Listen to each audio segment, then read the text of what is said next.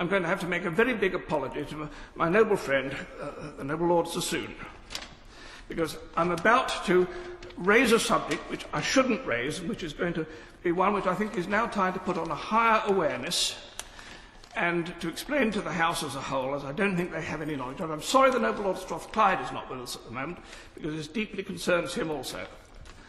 But for the last 20 weeks, since yesterday afternoon, I have been engaged in a very strange dialogue with the two noble lords, in the course of which I've been trying to bring to their attention the willing availability of a strange organisation which wishes to make a great deal of money available to assist the recovery of the economy in this country.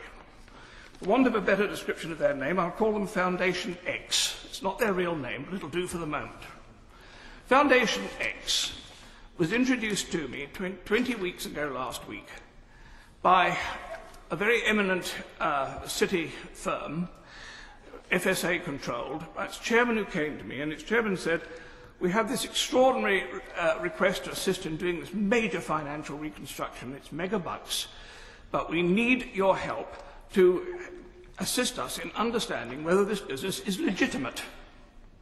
I had the biggest put down of my life from the noble Lord Strathclyde when I told him this story first of all. He said, "Why you? You're not important enough to have the answer to a question like that." And he's quite right. My noble lord, I'm not important enough, but the answer to the next question was, "You haven't got the experience for it." Yes, I do. I have had one of the biggest experiences in the laundry of terrorist money and of funny money that anybody's had in the city. I've handled billions of terrorist money. Not into my pocket. The biggest terrorist client I had was the IRA, and I'm pleased to say that I managed to write off more than £1 billion of their money.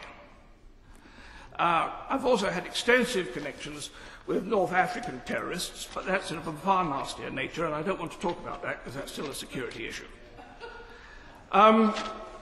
I would also hasten to add, it's no use getting the police in for me, because I shall immediately call the Bank of England as my defence witness, as they put me in to deal with these problems.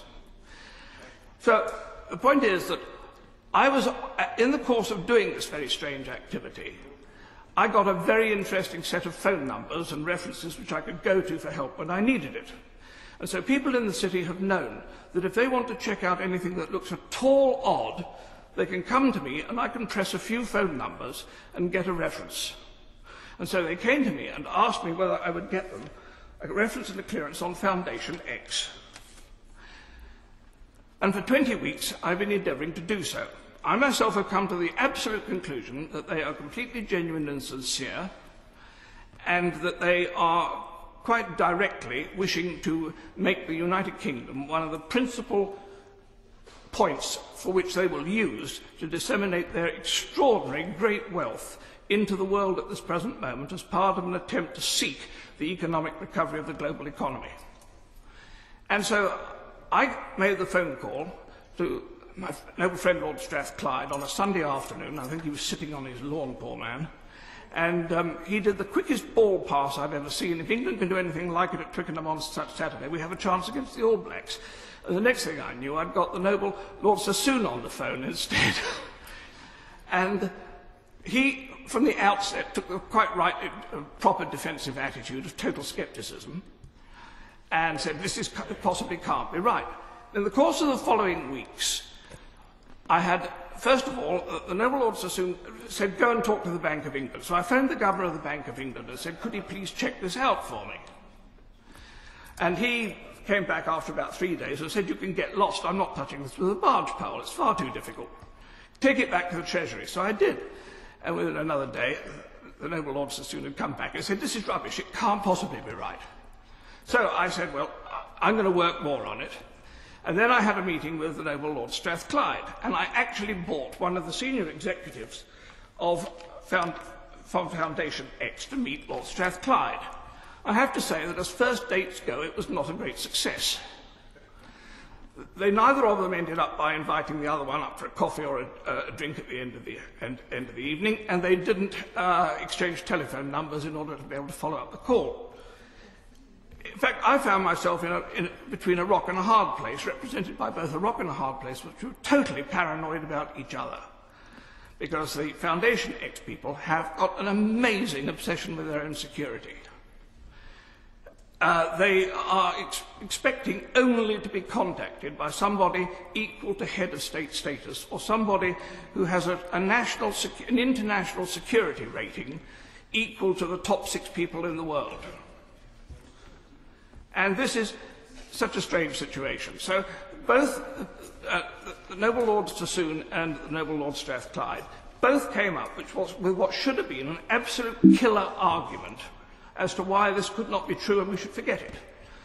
Noble Lord Sassoon's argument first was that these people were offering evidence, or they claimed evidence, that they had lodged £5 billion with British banks last year.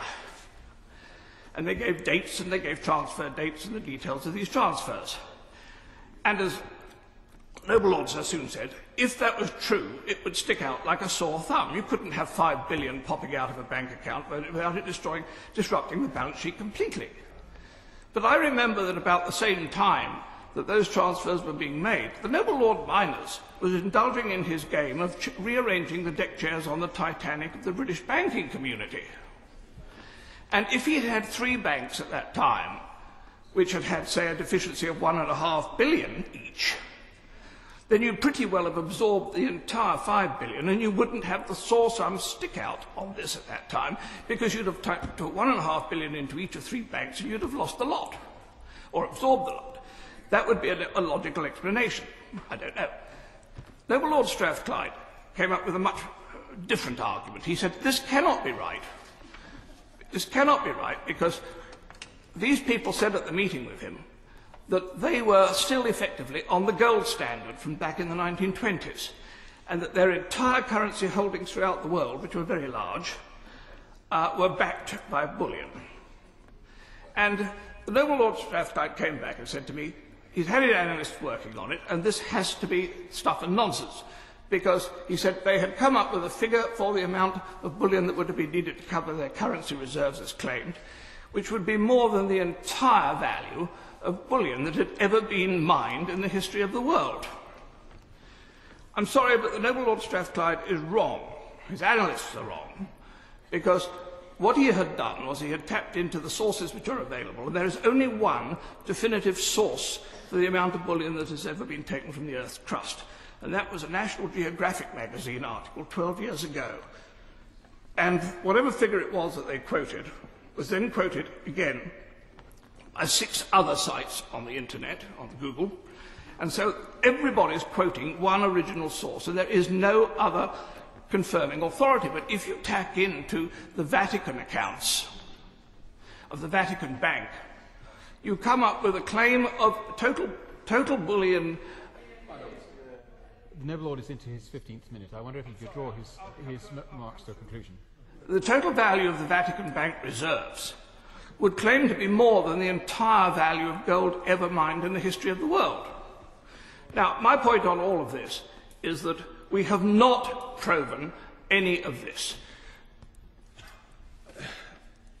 Foundation X are saying at this present moment that they are prepared to put up the entire £5 billion for the funding and creation of the 3i recreation.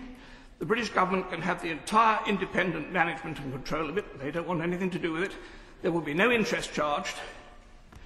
And by the way, if the British government would like it as well, if it will help, they will be prepared to put up money for funding hospitals, schools, the building of Crossrail immediately with 17 billion transfer by Christmas if requested, and all these other things.